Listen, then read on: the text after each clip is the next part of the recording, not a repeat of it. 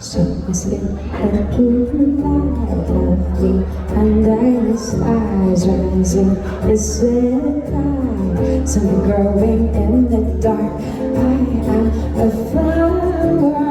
Watch me burst open. I am a siren. Roar like the ocean.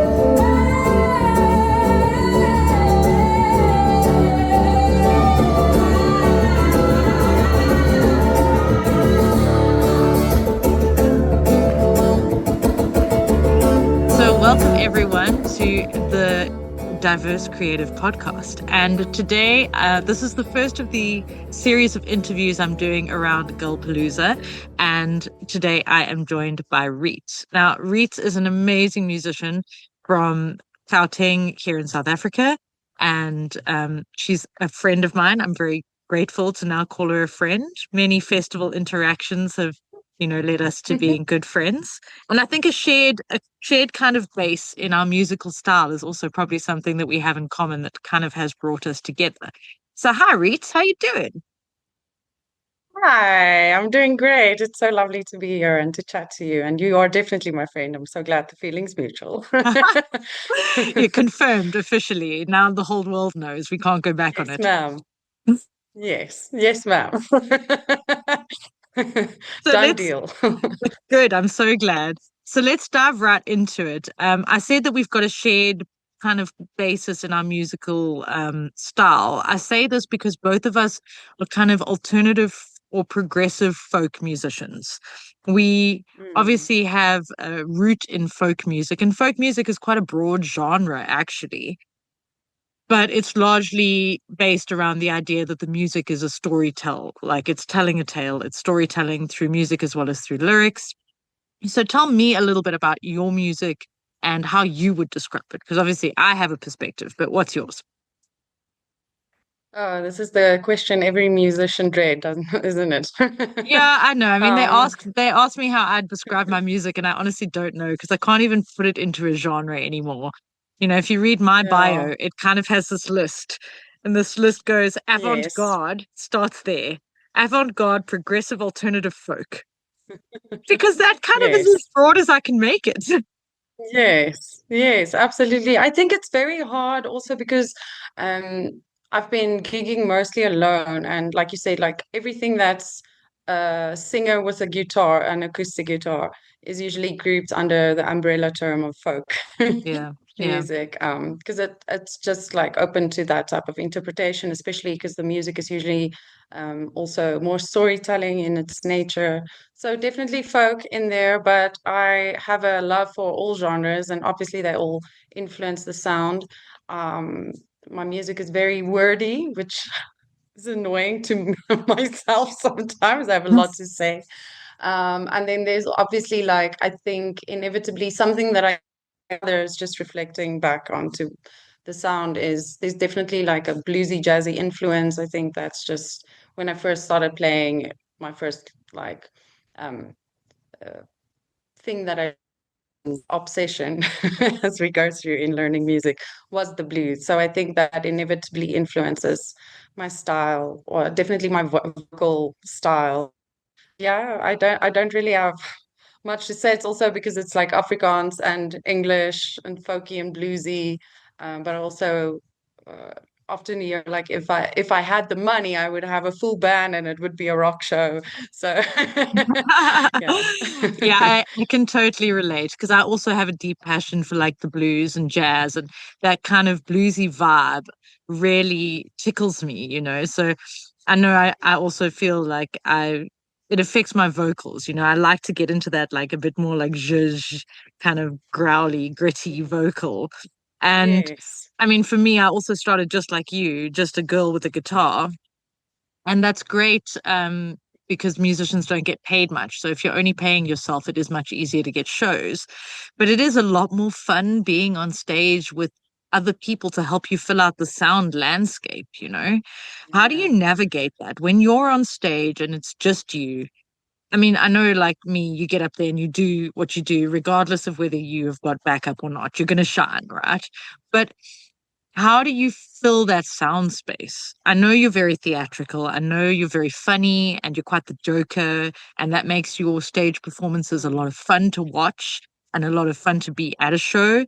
Um, but yeah, how do you Thank feel about you. it when you're up there? First of all, thank you very much for the compliment. Second of all, I think considering that we're in different provinces, you haven't seen enough of my shows to know that they're not always fun or successful or funny. I can be a little bit, I'm actually a rather shy person. You won't say that because when I'm interacting with people and when I'm having fun, I can be very outgoing, but it really often depends on the crowd for me. Like if I feel like people are resonating and it's hitting home and I feel comfortable with the crowd, then it's very easy for me to talk to people and connect with them and then um, flow with what I'm being given. But I've, played in many situations, as you know, especially if you're a touring musician, you often play in random small pubs in the middle of nowhere, and people are like, "Who's this strange girl?" And then sometimes I just keep my mouth shut and I play the music and I try my best to entertain people. Although I've been playing less of those gigs, I'm more at a point now where I kind of just force myself onto people musically, where I'm just like, this is who I am. This is what I've got. This is what I want to share with people. I want to share my original music and I want to share my weird thoughts. And I had somebody once told me, like, it's so hard as a musician because we're so hard on ourselves and we always expect the best from ourselves. But uh, especially in a crowd where people are drinking and talking and they're doing their own thing, it could be hard, on the ego to be like, oh, you tell yourself these people hate me, they don't care, but you are at all times still like sending out the sound waves into their subconscious. And I mean, I've had a lot of people where I was like, those people really didn't enjoy it. And then they are the ones who come to me afterwards and really tell me how much it meant to them. So it can be really hard to know what your music is putting out there for people. And in that sense, I've decided, like, regardless of how I think it's going to be perceived or how I'm feeling that day, it's just my job to share what I've written and to try my best to do a good job. I mean, yeah, I think I obsessively rehearse before shows to make sure, because again, I am alone on stage and there's nobody to save my ass if I fail. So I just try to do my best and hope for the best. And if it resonates, it resonates. And sometimes I even feel like, especially we spoke about this the other day, like as an artist, pressure on you to present yourself on social media and to everything is performative and you're constantly putting an image out there and you're constantly trying to connect to people. I think to still be able to hold on to some artistic integrity means that you should also be willing to not be liked, Yeah. which is, awful on standing alone on a stage. You're pretty much naked up there. Listen to my songs, listen to my feelings. Let me sing to you about my feelings. But I think, inevitably you have to put yourself out there in that way. So even if you don't play the best show or you don't feel so great about what you're doing, like just the mere fact that you get up and you show up and you do the thing is, in my opinion, sometimes the most important thing you can do. Yeah.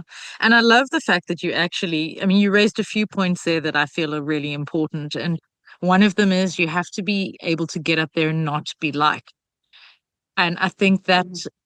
if you can go in with an attitude where you accept that if you're not liked, it's for a good reason. It's because you've challenged somebody, whether that's through what you're saying Exactly. or how you're saying it, you've caused them to rethink something, and they wouldn't have bothered to not like you if they hadn't actually Mm, been caused to delve into a little bit of who they are.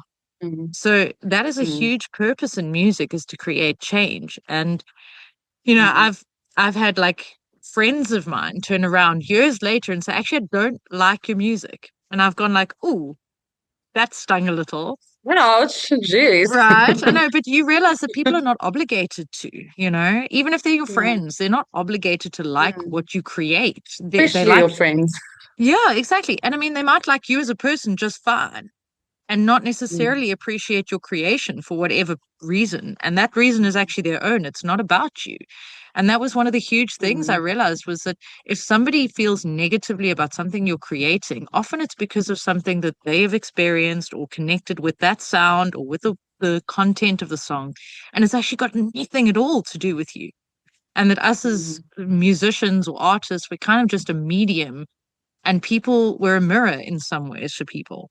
And either they love mm. what they see or they don't, but that's often what they Yeah. experience when they look in an actual mirror. They either love what they see or they don't. And the other thing you Mm, raised was crowd interaction, and it's something I've spoke to a lot of other musicians about and often comes up, is that like the audience is such a huge part of a live show creation, and that is a mm, co-creation that's happening. That's like a collaboration that's actually going on in that moment. And I need audiences and potential audiences to really appreciate that when they come to a live show and they watch a musician perform, because they are there, that show will be unique. It is not going to be the same show that will be played tomorrow night at a different venue with a different crowd, because the crowd makes up a huge portion of that collaboration in that moment. And that's one of the beauties of yeah. going to live shows still, and not just sitting there and streaming the music on YouTube or, Mm, Spotify, mm, is going to a show means that because you exist as an audience member in that room, you have affected how that performance is going to turn out for the night, and you get to experience absolutely. something completely unique because you're there. Absolutely. I feel like people underestimate how a part of the show they actually are. And I have such an immense amount of respect for, you see certain performers and they get up on any stage and they just have this incredible ability to pull in any crowd. They just know how to get people to buy into what they're doing, and that is a skill that I definitely want to work on. But it's at the same time, like you mentioned, like it also depends on the type of artist you are, and if you're okay with like people not necessarily liking what you're putting out there, and you understand that you're not, in my opinion, art isn't supposed to always just be pretty. Like, why do certain people paint certain awful paintings, in Yeah, quotation yeah, mark. But it's to bring awareness to certain things. So it's not always going to be palatable, and it still needs to be put out there, in my opinion. If it made anybody feel anything, regardless of what that feeling is, even if we label that feeling as bad, it's still because it's involving them. Um, but again, so much respect for people who can just like draw in a crowd. And then the other thing is, you know, I always say to my audience, like, I don't get up on here with a microphone and amps and very loud speakers for you to not pay attention to me. Like any yeah. musician who pretends that they do not want your is absolutely lying, because the fact that somebody needs to go and stand on a loud stage, loud platform and sing at people means they want people to engage and they want to share themselves with people. So people are such a integral part of live music, and it's also like a deeply almost primal thing that I feel most of us need. Music is such a deeply human experience to have to get together in song and movement and dance and um, yeah, it's just sound, making sounds, participating in sounds and sharing sounds, that they are they are so bound to what we do, and we need them. Come to shows, people. Yeah, we do need people. We absolutely do. And I think that's like it's a two-way kind of channel. Like we go out there and put ourselves very vulnerably up in front of everyone and pour out and open up our souls and our hearts to people. And whenever it makes someone feel something strongly, that validates and refills what we've gifted, what we've poured out. The minute somebody comes and says, that just like filled my heart, or, that made me cry, or wow, that made me so happy and gave me so much hope, any of those things refill and just totally boost what Yeah. we do, and it gives us the energy to go back and keep doing it, it gives us the energy to go home and say, Yeah. okay, I can keep writing and I can keep creating. Yes. And I know for me it's a Yes. compulsion. Like I don't think, even if I quit performing, I don't think I'd ever be able to stop creating music because it just comes, and Mm. as I I think almost it's have. more a matter of like if you don't express it, it actually ends up driving you insane. So It it would is do. an absolute compulsion, but it's not like it's not like you, yeah, it is something that just has to happen, I feel. Yeah. Yeah. Anyways, I interrupted you there. No, it's great. This is what these conversations are about. It's like it's a chat between, and we are friends. So fortunately, it's a very easy chat. But I feel like I would be coming up with words and melodies. Like as a kid, I'd be cleaning my horse's stables and I'd be singing along to myself, and the words and the melody were just there anyway. To harness that and share Yeah. it with other people became a skill I had to learn over time. I had to overcome stage fright. I had to overcome the challenges that were stopping me from sharing that. But it's in me to do that Mm. either way. And that's what makes me really passionate about Yes. original music and about songwriting. And it's the reason I encourage and am in the process of trying to develop confidence in that in our country. Because obviously, you, like me, know that if you go and play at a pub, it's much easier to get an audience on board with you if you just sing a cover, right? Sing something they know.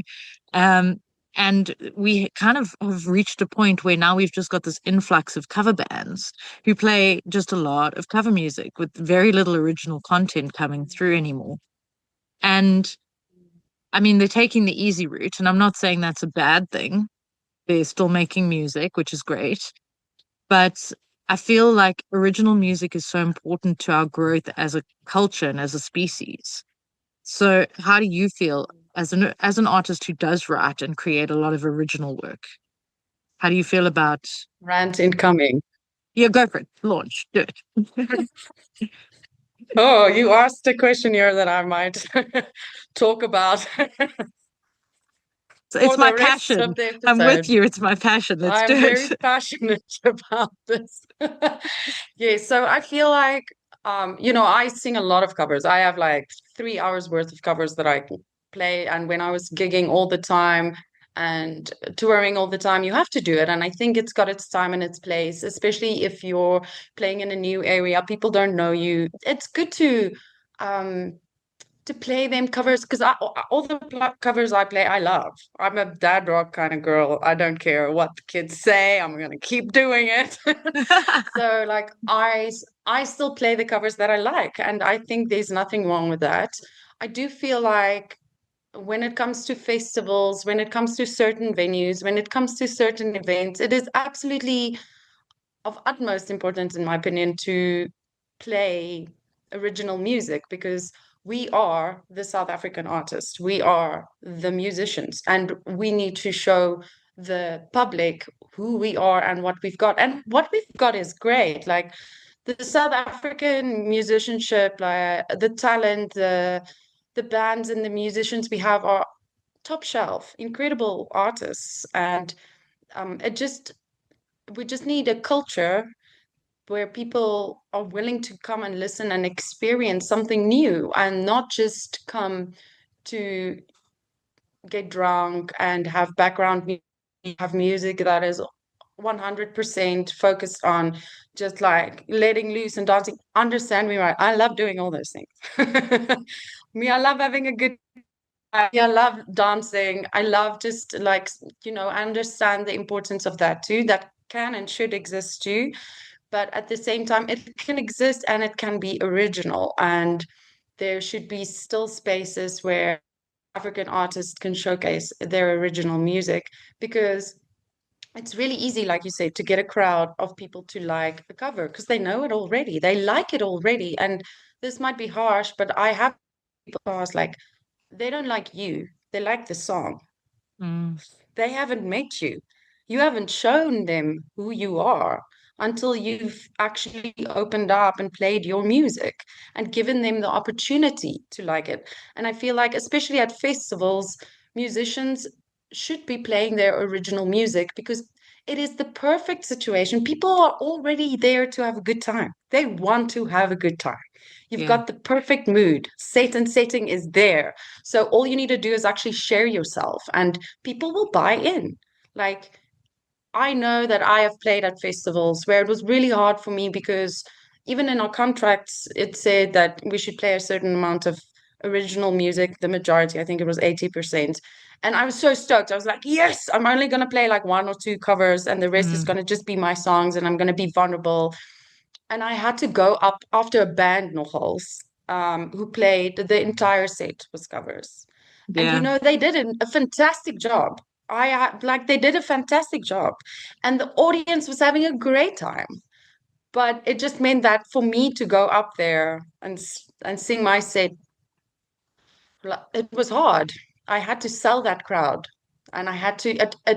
You could feel a definite like mood shift the minute I entered the room, and I was Yeah. like, "Are you ready to take it to a lower clutch? Come with me on a journey, please. Trust me." And it's. I feel again, if the crowd was experiencing just mostly original music before me, it wouldn't have been such a hard job to try and lure people back in to a different mood and to again sell myself basically to a Yeah. crowd, to an audience who was actually already in. They were in Yeah. already. Yeah. Again, a festival and certain events are there because people are already keen to come and listen. So we need to really promote ourselves. And if you're going to do covers, how about covering some South African artists more, Um, because this is how we're going to build a South African music scene, like where people appreciate what we have to offer. And without that, I don't really see how we're going to get to a point where we can really convince the public, who we so heavily depend on, that this is a valuable asset. It's culturally valuable for us to support South African music. Um, I love the Again, fact that you said that, hey, no hate to because anybody who plays covers. yeah, I mean, I think I know exactly which festival you were referring to, obviously. But and I know that that Don't say it festival, out loud. I'm not going to do it, not going to do it. I know they have been working very hard to, because the organizers happen to agree with you and I that there should be a appreciation for an original music scene and that we need to develop a culture around that. So they are very, very strongly encouraging. However, I think that what's happening and what I find quite sad is we're being let down by South African musicians. And we need to understand that we as South African musicians actually have a responsibility to create that culture through our actions. If we Amen. get up there and play only covers and don't offer the public the choice to like any original music by not playing any original music, we're letting kind of the whole side down, especially at a festival where the Mm-hmm. organizers have been proactive and said, please play 80% original music. In that situation, Yeah. I feel like you really need to, as a band or as an artist, get up and proudly hold the side. Stand up there, hold your originals, put them out there, and we need to unite behind that concept. And if bands are being booked for festivals where they then come across that in a contract, and if they are not capable of that, they need to be honest with the organizers and not just take the show and then get up there and play covers when they've been expected to play originals. I think they need to have integrity. Yeah. I feel like, because I saw a number of people, and I've been guilty of this too in situations. Again, I've often toured alone, and I'm in strange situations. Sometimes you're like, I'm not in Kansas anymore, and it's just so much easier to just get on. I get it. I like feel being a musician, especially in today's uh, zeitgeist, Yeah. is it's hard on the system. It's hard on self-esteem. It's really scary. you want to be liked, you want people to follow you. We work, everybody, regardless of what they're playing, we work really hard, and it's not easy to stand in front of a crowd and get no response. It's not easy to feel like people don't like you. It's just like you biologically we're wired to want to feel connected to people and to be, you know, liked. So I 100% get it, but at the same time, um, you're absolutely right. I mean, I've seen artists and watched them play almost entire sets of covers, and because I know their music, and I know their music is good. Their Mm. original music is great, and I do then in those situations feel so sad because I'm like, is this industry so hard on us that we have completely devalued ourselves to the point where our job as we are the trendsetters. Like again, like you said, we we are so involved in um, creating the culture. Again, if you have original music and you believe in it and you believe in yourself and you know like it's gonna land, people will buy in. Yeah. People will be keen. But if you doubt yourself, and again, I mean, I doubt myself the whole entire time. It's not an easy job, but you have to be willing to put yourself out there for the sake of the whole entire culture. It's not just about us. Yeah. So we are in the last like 5 or 10 minutes of this interview. And so I need to ask you a few very This flew important by. questions. First off is Galpalooza. You're performing at Galpalooza, which is happening over the Women's Day weekend here in South Africa. And it is obviously a very female orientated festival. You've performed at Galpalooza before and you're back to perform this year, which must mean you love the festival. Tell me a little bit about your Yes. experiences with Galpalooza and why people should come. Oh, it's so lovely. So first of all, since I've joined the Galpalooza WhatsApp group also, it's just a bunch of really supportive, lovely women. It's so nice to see, to be a part of something where you can feel so good about what we're creating. Everybody's so nice, everybody's helpful, everybody's supportive, everybody's there to uplift each other. And there's been a lot of talk about not necessarily women getting booked for, most um, uh, lineups are majority majority male orientated. Sorry, glitching. But we have so much talent. So for me to be a part of something where we can really showcase all the talent that we have, because there are so many talented female musicians, is absolutely wonderful. It was so much fun. There was a market last year. There will be a market again. So it's not just music and come support the music alone. It's like all around an all round experience. It's got so many facets to it. The whole entire energy at the festival is just so nice and welcoming, and it's obviously for everybody. It's not just for women. It's on Women's Day, and we want to showcase women talent. But the festival itself is so diverse, and it's filled with love and fun and laughter and all the good things. So yeah, people should come. Sounds like a great festival and one that I'm hoping to come and join you at next year.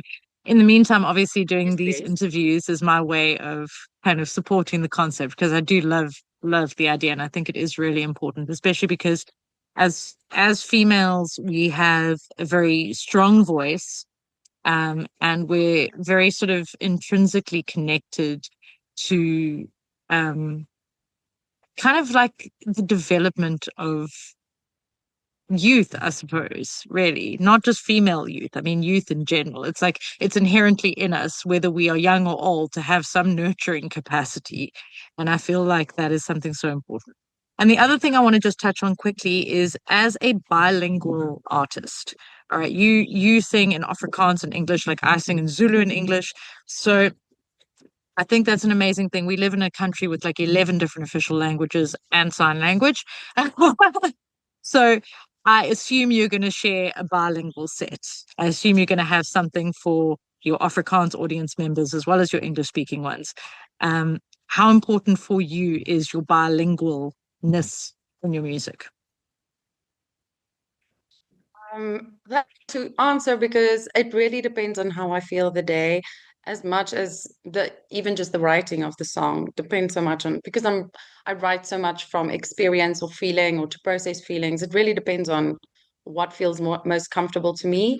And sometimes my Afrikaans songs can be a bit they're not for all the crowd, so I actually don't always play them. But I will at Galpalooza play two or three Afrikaans, maybe two Afrikaans songs. But yeah, it really depends on the situation and how I'm feeling and what I feel is fitting to the situation. Yeah. And now, quickly, just before we run out of time, tell people where they can find you and your music. I know you've got some recorded music out there, so please let everyone know where they can go and find it in the interim and have a sneak peek listen before Galpalooza. Awesome. You can find me literally everything and everywhere on the interwebs, wherever you like to stalk your friends on Facebook or Instagram or YouTube or everything. I am Reets, Reets. And if you have a hard time finding me on Spotify and things, it helps usually to include a song name. I think the easiest would be Cocoon, because that's just something that sticks. And I have a YouTube channel, just Reets. It's a bit harder to find me on Instagram and Facebook. My handle is Reeds. So good luck with that. If you find me, I'll be impressed. Amazing. Okay. Well, I really hope that it's going to be a fantastic Galpalooza. Like I said, I hope to be joining you there next year. But also, I'm Yes. hoping that I'm planning a tour up to your area towards the end of this year, and you very excitedly have agreed to be one of my opening acts. So I'm really looking forward to Yes. that, and we'll touch base then. Awesome. I cannot wait to see you. And thank you so much for this. It was so easy to talk to you, and the time just flew by way too Literally for quickly. me too. Oh my God, way too quickly. But thank you so much, Reets, and Yeah. have an amazing Galpalooza festival. And yeah, chat soon. Lots of love. Love you.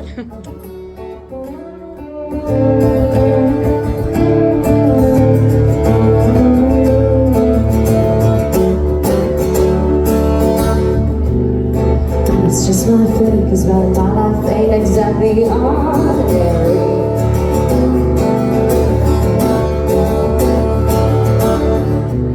But like I'm not ashamed to be alive, wise and free. And let's get this straight, I'm not selling any dimes.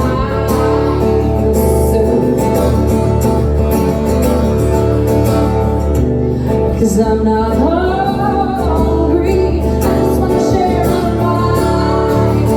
Hey,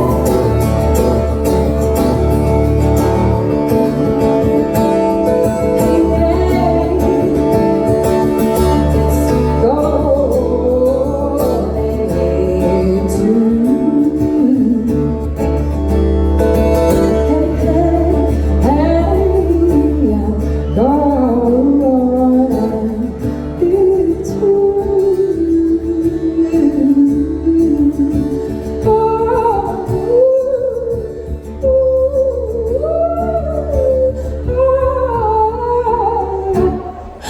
so asleep and keep light of me under the stars rising the sky. Some growing in the dark. I am a flower.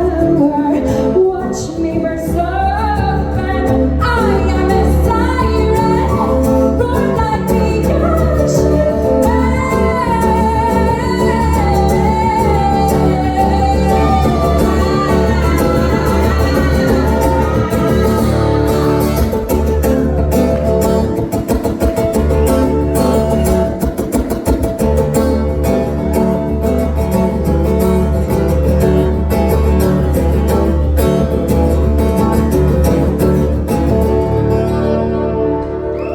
Thank you so much, Warrior Lab.